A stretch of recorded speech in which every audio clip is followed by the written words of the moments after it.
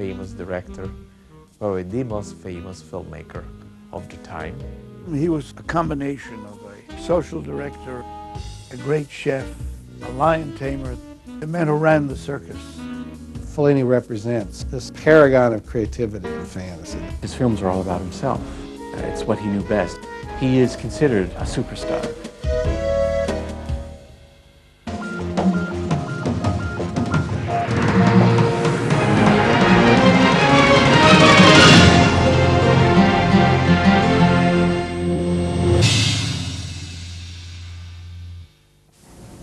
Silenzio.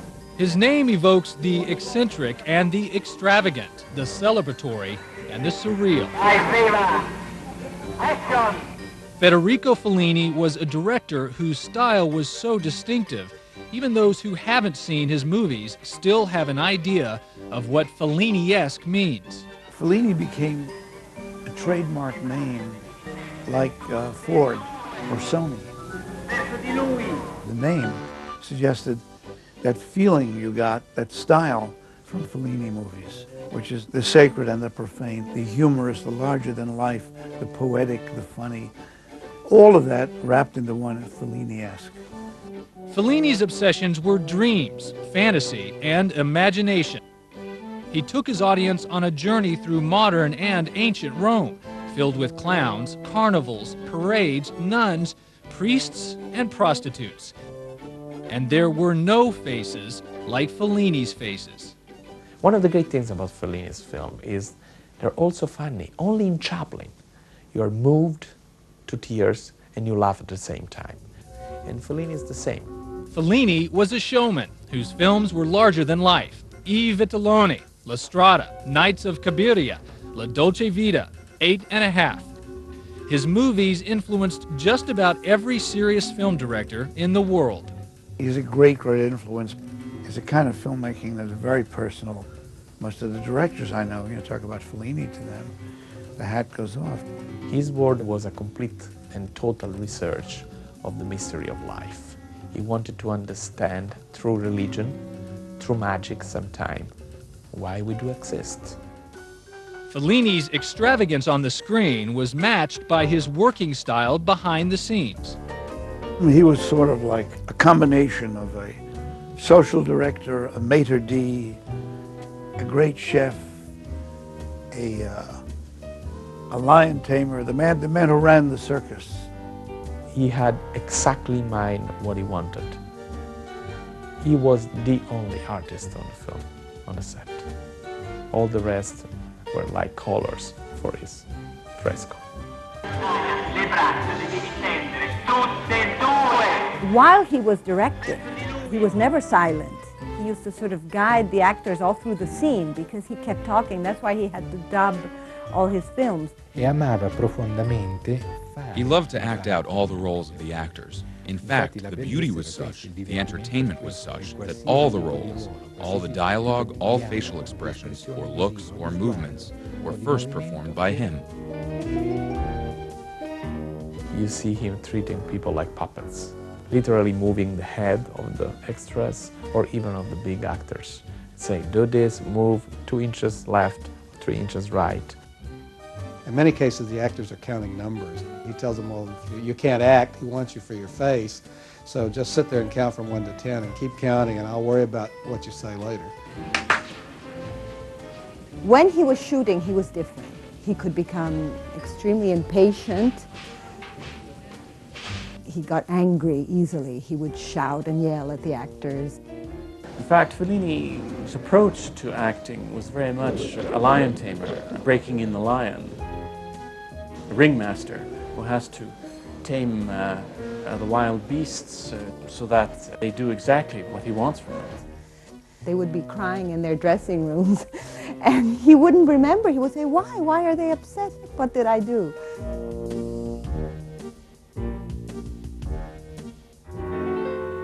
The films of Federico Fellini borrowed from his own life, including his childhood growing up in Italy. But Fellini was loose with the facts. He could absolutely not be trusted with details of his life. He believed in his lies, and he was such an incredible storyteller. It's impossible to tell what was true, what was made up. This much is certain. Federico Fellini was born on January 20th, 1920, in Rimini, Italy, a small town on the rocky coast of the Adriatic Sea. During the summer months, Rimini was a resort where Italian families and tourists could swim and sun on the beach. Rimini also drew rich foreign tourists to its Grand Hotel. The Grand Hotel is like the old lady of the city. It's the only noble, grand place in the city. Of course, for a young boy or young girl who lives there, is the unreachable fairy tale kind of place that you can enter only if you are a noble or you're ultra rich. Federico's father, Urbano, was a successful food merchant who traveled throughout the country selling olive oil, wine, Parmesan cheese, and prosciutto. He turned it into a very successful business. He was firmly middle class in that sense, but he was also a ladies' man, charismatic like Fellini, very much the absent father. The Fellini father was not a faithful husband, as indeed the Federico Fellini himself wasn't. And his father always brought gifts for the mother. And she felt that she could tell by the size of the gift how unfaithful her husband had been to her.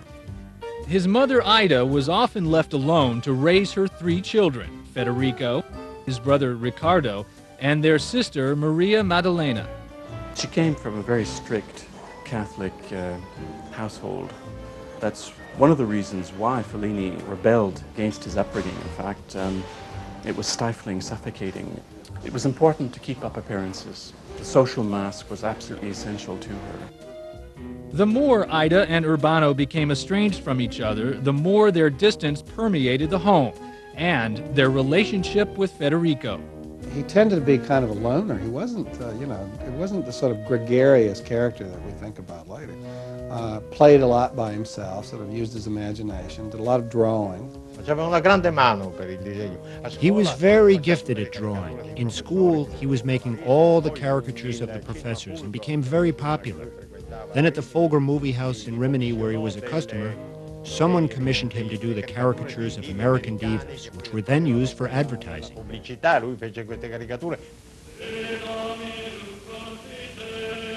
Federico attended Catholic grade school, where stern priests taught obedience and piety through prayer. It was very repressive, his education, the school, the Catholic Church. He used to say that for a creative person, this is good, because all your creativity is just dying to burst out. So the more you repress it, the more it will explode.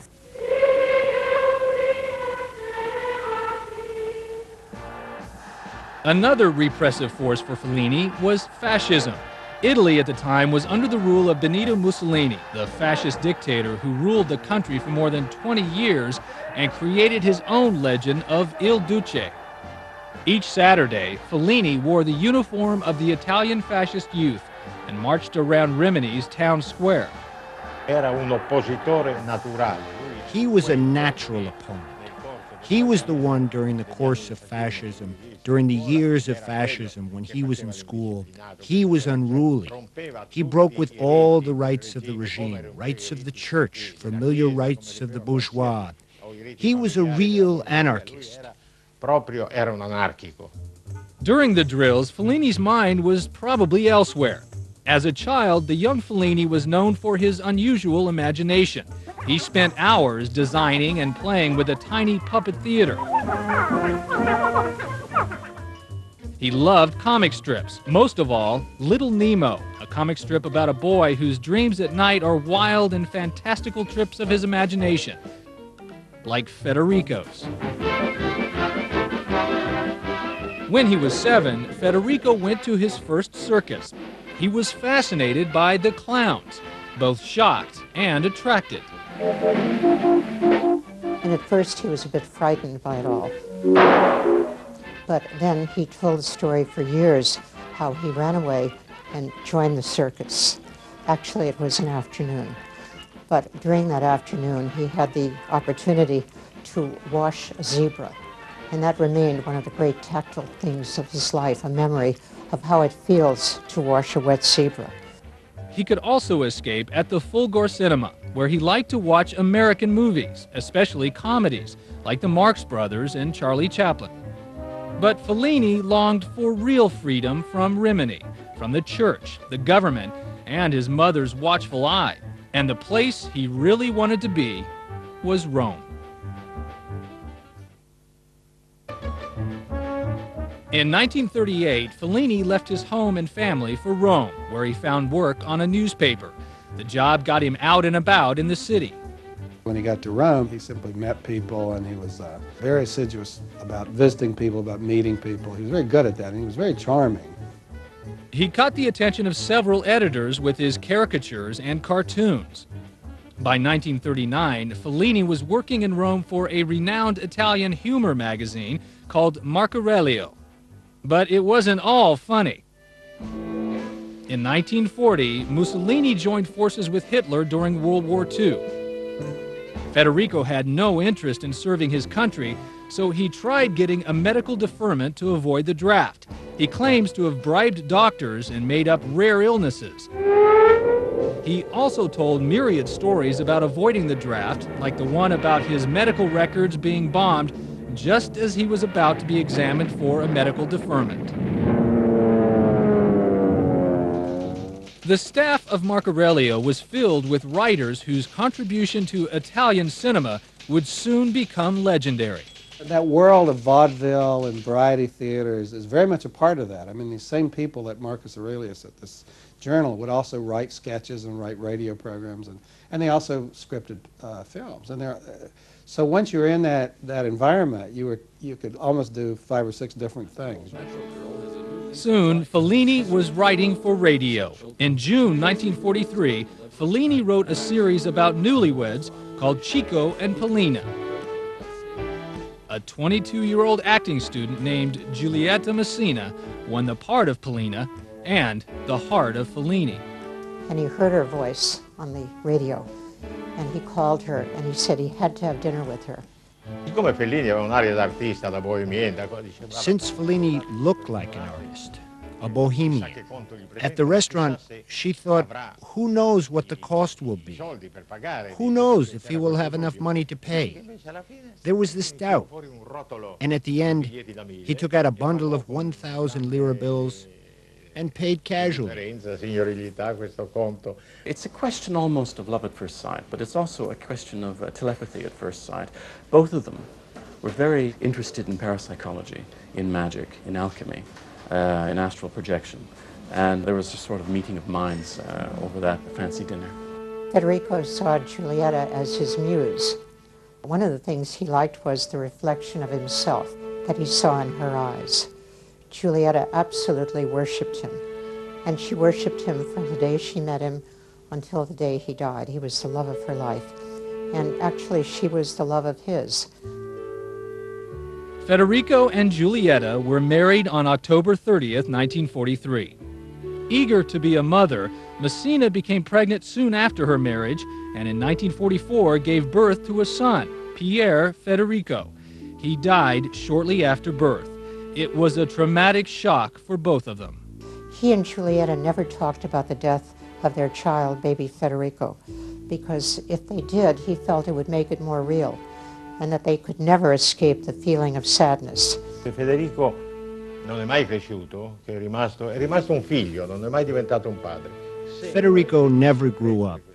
He remained the son. He never became the father. If he had seen this son grow up at home, his personality would have developed otherwise. This was something very painful and very crucial in their lives. Che riguarda la loro vita. In June 1944, the Americans occupied Rome. Fellini opened a small store called the Funny Face Shop, where he drew caricatures of American GIs. One day, in walked the director, Roberto Rossellini. Rossellini wanted Fellini to help him write a screenplay he was working on. The movie was Rome, Open City, about a priest who bravely defies the fascist regime. Rome, Open City became a classic of Italian cinema. Even today, the death scene of Pina, machine gunned down in front of her young son as she tries to stop the arrest of her fiancé, remains one of the most highly charged in movie history.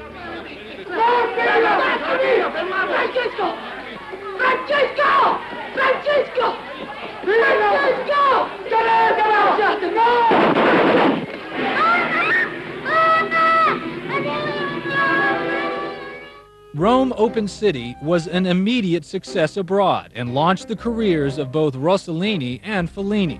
It gave birth to a new cinematic film style called neo-realism, which favored natural lighting, real people over actors, and oftentimes a political message. Neorealism is born out of the urgency of war that had a certain political message. And Fellini wasn't really keen on that. He was a very astute observer of society and politics, but he didn't want to make films with a message. Even so, for many years, Fellini worked as a scriptwriter with Rossellini and other neo-realists, helping to write dozens of films, including some classics.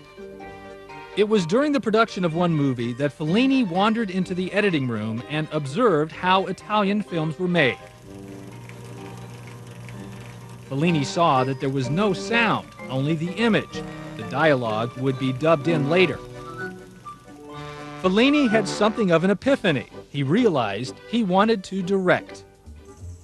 His first solo film was The White Sheik, a comic strip-inspired farce whose mix of reality and fantasy, of bleak humor and bittersweet romance would become Fellini trademarks. Fellini was rather worried about taking on such an enormous task. The first day of shooting, he promptly forgot exactly what the scene entailed, but nonetheless realized that he had to bluff his way through. And he did it to such a successful extent that there was a sense of authority that took over this very shy, poetic young man. This was the origin of that confusion, that orderly confusion, which was the world where Fellini's things were created. And this is how he became a director, from one day to the next. Unfortunately, The White Sheik failed to register at the box office, and Federico Fellini was about to slip into obscurity. In 1952, Federico Fellini's first crack at solo directing had failed at the box office, and he was about to fail too. Then, Fellini made I Vitelloni, a partly autobiographical film set in a small Italian town like Rimini, about 5 friends who had nothing to do. Vitelloni means the fatted calves. They had no jobs. They just would walk around holding arm in arm, walk through the town of Rimini, where Federico was from, and play pool and look at girls and smoke and talk about their dreams. The picture made me shudder. I felt I knew them, and I'm from Brooklyn. Fellini, of course, wasn't a Vitelloni himself, just the opposite. He had left Rimini for Rome, but he did create a character like himself among the Vitelloni, Moraldo. You'll notice that he's the least slacker of the 5. I mean, he's the one that's the most serious. He's the one that doubts the rightness of how they operate, how they do certain things. That he's sort of the conscience of the groups. Moraldo was so much a part of Fellini that when the character leaves for Rome, it's actually Fellini saying goodbye. Federico told the actor, "Look, I'll say this myself, and if you listen carefully, you can hear the last words of the film are spoken by Federico." Ciao, Moraldo! Ciao! Addio! Addio, Vito! I Vitelloni was Fellini's first big success, and it earned him respect as a director. Fellini's next film was a fable about a brutish circus strongman, Zampano, who takes on a dim-witted girl, Gelsomina, to assist him in his act.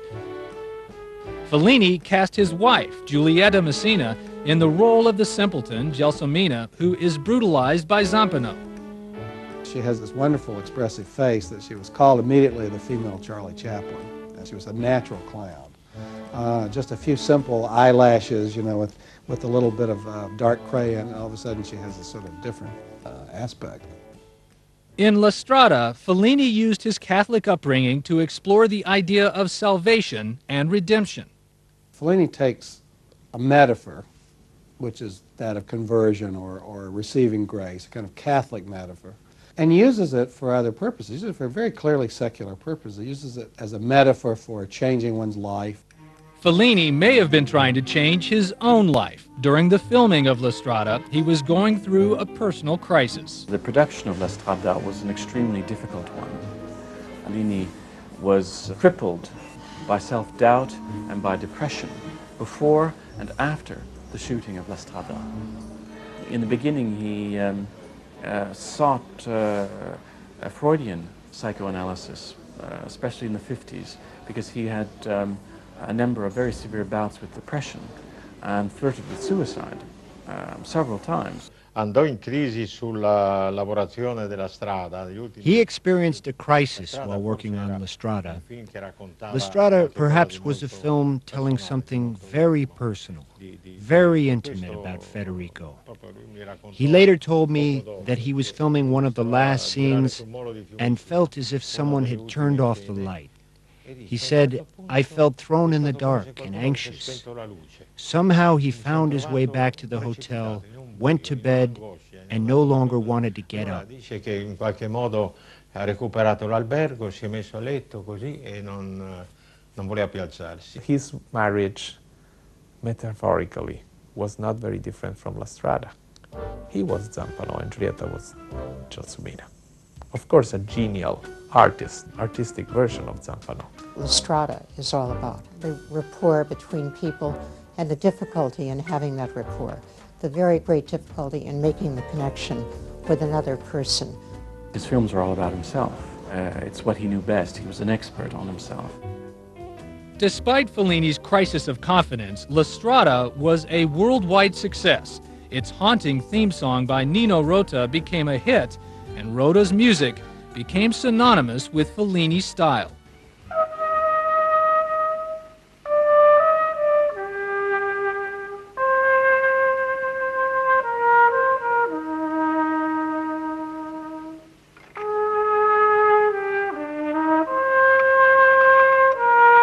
L'atmosfera dei film di Fellini è indisgiungibile dalla musica di Rota. The atmosphere of a film by Fellini is inseparable from Rota's music. Inseparable.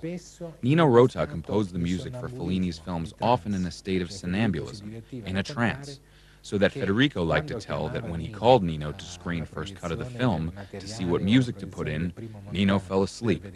Then he woke up at the end when Federico told him, "But Nino, didn't you follow anything?" No, I followed. I understood everything." He had understood everything truly, and the music was exactly what was good for the film. E la musica era esattamente quella che serviva per il film. La Strada won the Silver Lion at the Venice Festival in 1954 and earned Fellini an Oscar for Best Foreign Film in 1956. When it went on to win an Oscar, it wasn't a question that the success went to his head. It was a question that confirmed all that he had hoped to achieve in cinema. It gave him confidence in himself. The success of La Strada in 1954 established Federico Fellini as an international star. Fellini and his wife, Giulietta Messina, worked together again in Nights of Cabiria. Once again, Messina won rave reviews and was awarded Best Actress at the Cannes Film Festival. Nights of Cabiria earned Fellini his second Best Foreign Film Oscar. Oramai Fellini era diventato un amicone di tutti gli italiani. By this time, Fellini had become the great friend of the Italians, of all the Romans. They knew him, and he was a merit to all of us. Long live Fellini. The film was absolutely wonderful, and hence, everything went well. By 1960, Fellini had had three big successes: I Vitelloni, La Strada, and Nights of Cabiria. But nothing would compare to the fame he would find with his next movie, La Dolce Vita. Federico Fellini was already an established director in Italy when his 1960 film La Dolce Vita catapulted him to international stardom. In La Dolce Vita, the world saw the emergence of Fellini's distinctive imprint, the Baroque, theatrical, and gallant stylist. It's a grander vision, you know, starting with the helicopter and the plaster Jesus flying over Rome. I mean, that's a big shot. La Dolce Vita presented a decadent and corrupt society where morals were loose, freedom unlimited, and sin a thing of the past.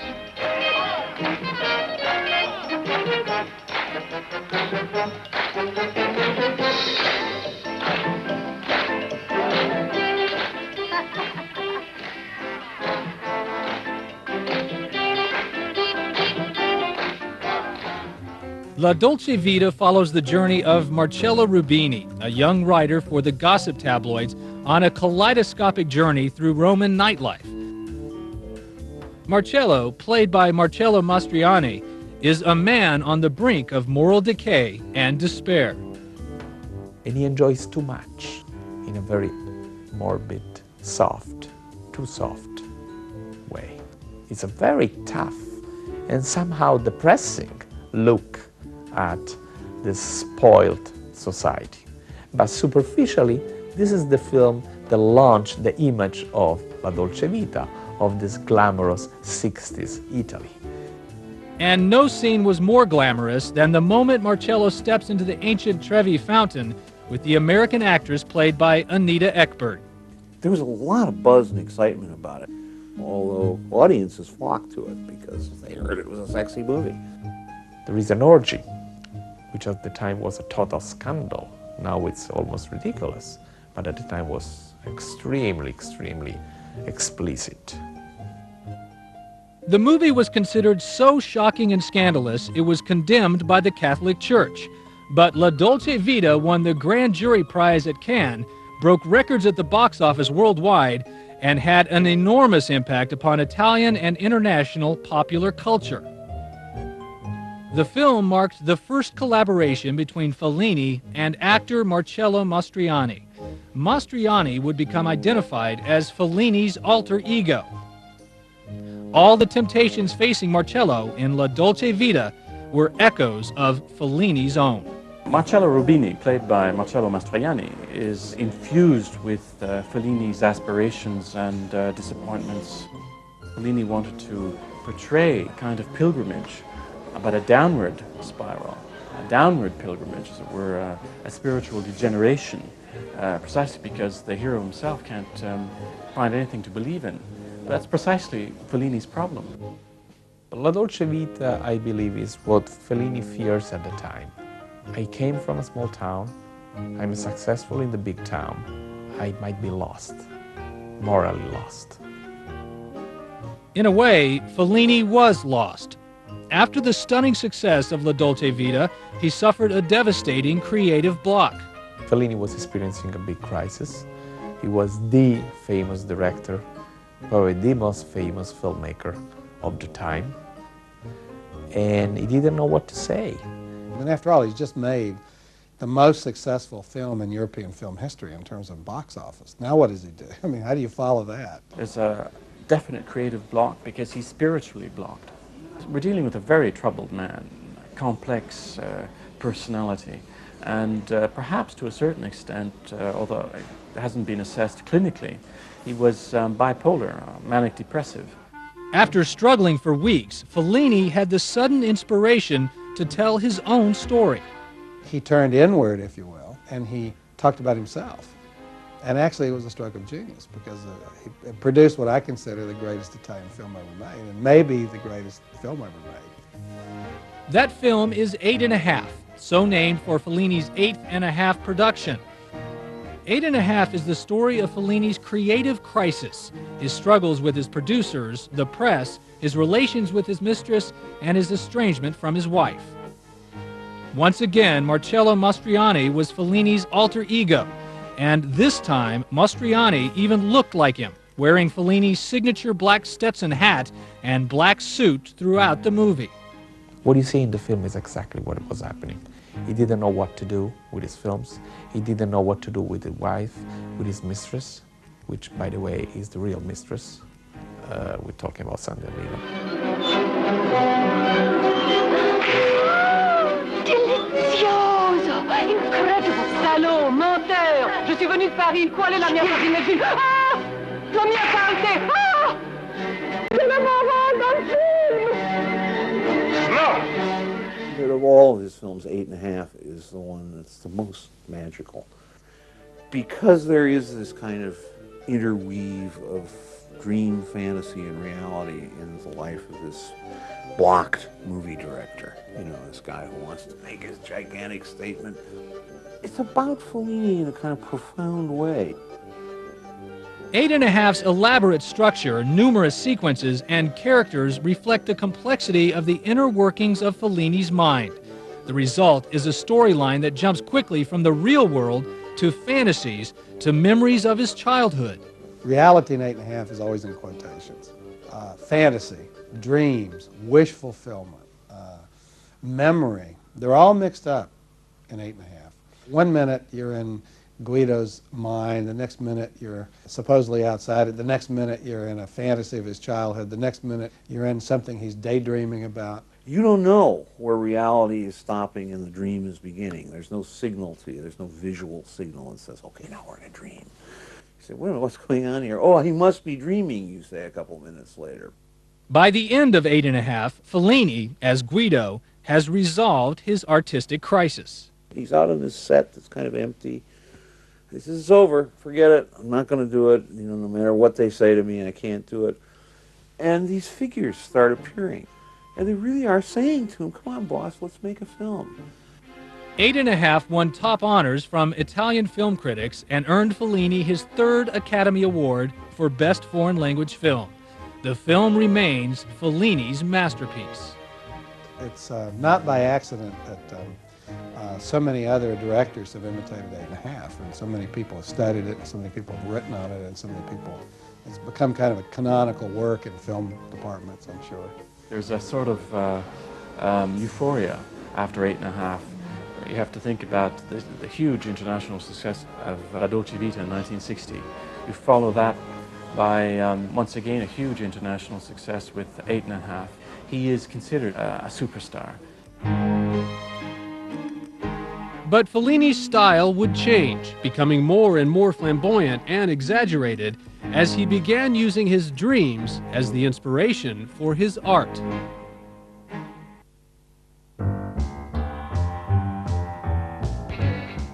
After going through a number of personal and creative crises, Italian filmmaker Federico Fellini, under the influence of a Jungian analyst, began recording his dreams, filling large notebooks with colorful sketches that would become a source of inspiration for his art. His next film, Juliet of the Spirits, filled with seances, dreams, fantasies, and encounters with the supernatural, reflects the growing influence dreams and psychoanalysis were having upon Fellini. Juliet of the Spirits starred Fellini's wife, Giulietta Messina, and the story of Juliet, a woman living in the shadow of her cheating husband, paralleled Giulietta's. I'm sure she knew that there were not only friendships, but other things as well, other affairs.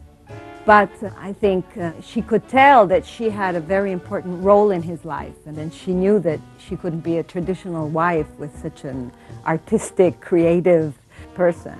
So she let him absolutely free. Non esiste, lui non si sarebbe mai divorziato. He would have never gotten divorced. The affairs were all very insignificant, very superficial. He was a dreamer of sex. He wasn't someone who went out for the hunt. He couldn't be without her, but not because she was his woman. She was his everything, his heart, his protection, his everything. La sua protezione era tutto. But in one area, Giulietta did insist on control: money. La Dolce Vita was Federico Fellini's greatest commercial success and made a lot of money, but not for Fellini. He had given up his percentage of the profits so that he could build a replica of Via Veneto. Non avrebbe fatto nemmeno I film senza Giulietta, è stato il suo. He wouldn't have even done the films without Giulietta. She was his support, his crutch. She was the one who resolved everything, took care of all the money that he earned. And he earned little because he was not good with anything related to money or the producers. Giulietta would get it. He never had anything in his pockets. He walked around without any money. E lui era sempre senza una lira in tasca, camminava senza soldi. Fellini was a bona fide artist in that sense. He didn't have a sense of money, a business sense. He was a spendthrift. And Giulietta Messina, at one point, had his bank account blocked.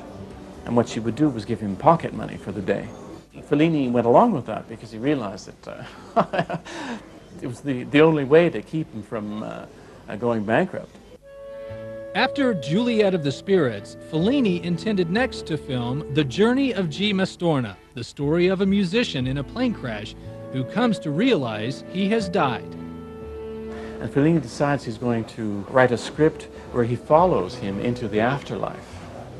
And you're dealing, of course, with a very superstitious man, and going into the afterlife, dealing with death in such a direct way, probably frightened him to a certain extent. He was scared by the film because it's about death. And Fellini was convinced that making that film would mean to die. But on the back lots of Cinecittà, the producer Dino De Laurentiis had already invested in an enormous set for the opening sequence. The tension is so great that Fellini actually succumbs to a heart attack. He's rushed to the hospital and he's diagnosed with a very rare disease, Sanarelli-Schwarzman syndrome. It's a disease that only occurs in animals. And he survives only because a friend from Rimini, a veterinarian, shows up on the scene and diagnoses the allergy correctly. Every once in a while, when he didn't have ideas, he used to wonder if he should start working on that film again. But then his fears were stronger, and he would say, no, I can't make that film. And so it was always there, but never made. Subsequent films continued the rich, flamboyant imagery that became a Fellini trademark. His next film, Satyricon, was a visual extravaganza of lush Baroque imagery based on an ancient Roman work. It was a major hit in the psychedelic era. With each new film, the images became more surreal, the storylines less significant, and the reviews more critical. Fellini probably had too much creative freedom after 8½. It's Fellini riding the wave of his extraordinary success at that time and refusing to listen to criticism. In fact, on the set of Juliet of the Spirits, he has terrible rows with his creative team, a team that brought him to his international success. It's almost as if Fellini were saying that what matters most is my own imagination and the primacy of the image.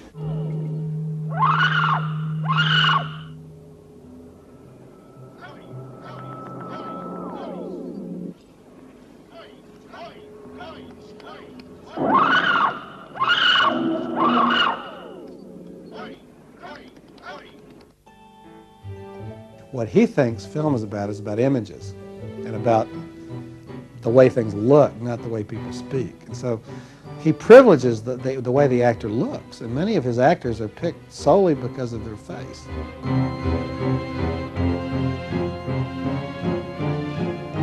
A lui piaceva molto il falso, diciamo. He liked falseness very much, but a falseness that was an absolute truth, not a lie. If he didn't construct his images, his scenes, I don't believe he'd have felt satisfied. Sentisse abbastanza soddisfatto. Fellini's vision became more and more Baroque, more and more visionary, and richer and richer. And in a sense, in the weakest moment, you have the impression that Fellini was an imitator of Fellini, but only in the weakest moment.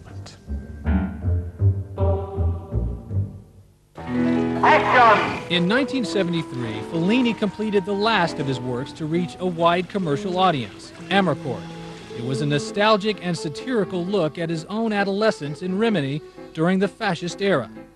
Amarcord also took on Fellini's Catholic education. He had to fight it. He also had to commit a sin with his images. So he had the boy with the tobacconist's breasts in Amarcord, and this boy was drowning in the breasts of this huge tobacconist. Stia buona. Perché me l'hai detto di no? It was his rebellion against his Catholic education. Amarcord was not only a commercial success, but earned Fellini his fourth Oscar for Best Foreign Film.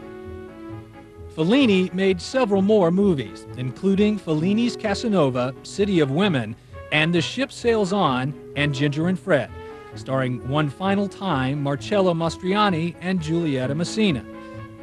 But none of them found the kind of critical acclaim that his earlier films had achieved. His final feature film, Voices of the Moon, starring Roberto Benigni, never even made it to America for distribution. Fellini couldn't get backing to make another movie and fell into a depression.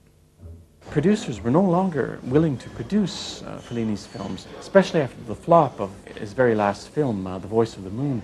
There was no producer in Rome who was willing to take a gamble on a new Fellini venture. The remainder of Fellini's life would be the most difficult of his career. Although he was a legendary director, his films had not done well at the box office for some time. He was an artist, he was a real artist, and so probably like all artists, he had this urge to express himself. And of course, making movies was his expression. The problem is that for a painter or a writer, you can just take pen and paper and write or just paint a picture, but he needed a lot of money. Fellini was very unhappy in the last stages of his life. He had heart problems. He was suffering from arteriosclerosis, or clogged arteries. He was half paralyzed, but he had arranged for himself a small painter studio. He knew that he could no longer direct a film, but could go there and paint. And he painted all day. In 1991, Fellini shot 3 brief advertising spots for the Bank of Rome. They were his final creations on film. In 1993, Fellini traveled to Hollywood to receive his 5th Oscar, this one for a lifetime of work. The moment when he said to his wife, "Stop crying, Giulietta," was one of the most memorable of Oscar history. The way he talked to Giulietta and say, "Stop crying, Giulietta." And you understand that there was a bond, there was a strong liaison that overwhelmed and surpassed any kind of betrayal or accidents or fight that happened. Just 5 months later, on August 3rd, Fellini suffered a stroke while staying at the Grand Hotel in Rimini. Federico Fellini died in Rome on October 31st, 1993. His funeral service was held in a Roman basilica, and the huge crowd flowed into the piazza outside. The coffin was then taken back to his hometown of Rimini. Fellini died just days after the 50th anniversary of his marriage to Giulietta Messina. Just 6 months later, Messina died too.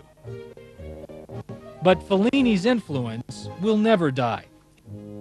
His particular style has been seen in movies as diverse as Bob Fosse's All That Jazz, Woody Allen's Stardust Memories, and Martin Scorsese's Raging Bull, whose Jake LaMotta was a kind of American Zampano.